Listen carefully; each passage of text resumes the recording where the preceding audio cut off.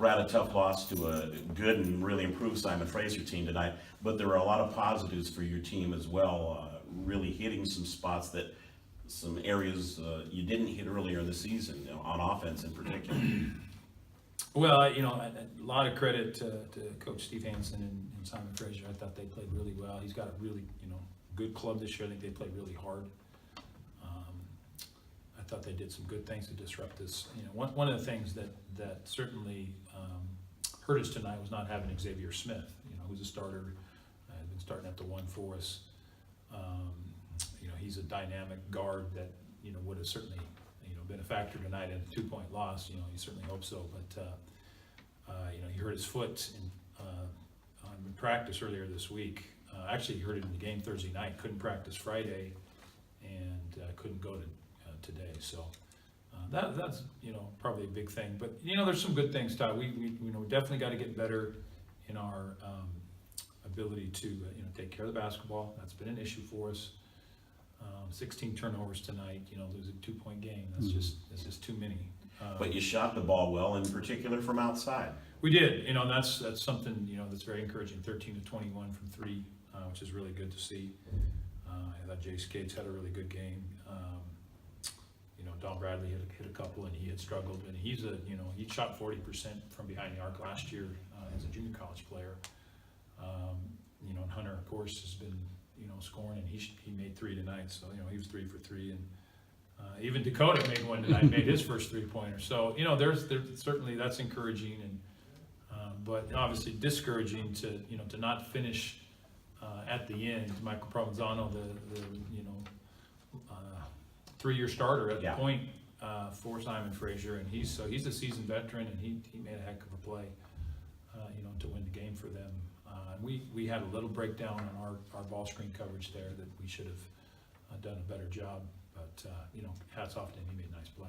You had some big challenges in the post going into the game tonight, 6'11" and 6'8" to try to defend.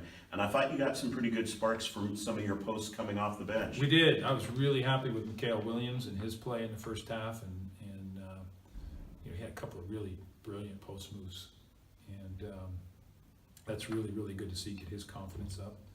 And we need to continue to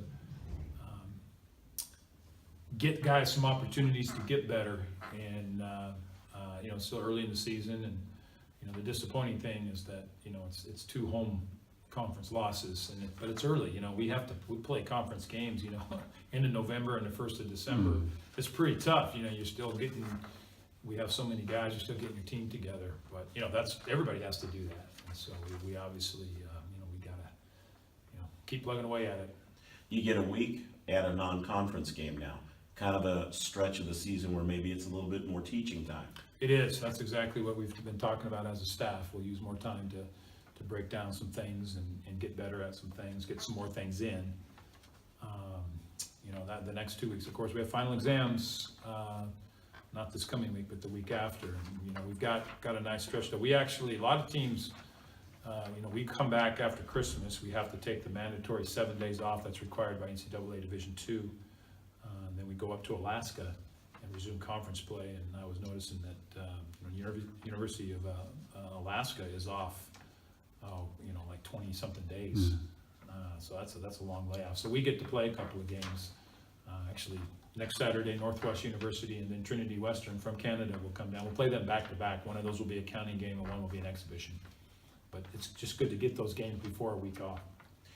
With him being only a point away coming into tonight, it was pretty inevitable. But Jared Gray becoming the latest player to reach the 1,000-point career mark at Concordia, and your first player in 4 years to do so. Yeah, he's a really, really good player, and just he's a graduate student. Finished his undergrad work last year and working on his MBA, and he's an extraordinary worker, and really happy for Jarrett.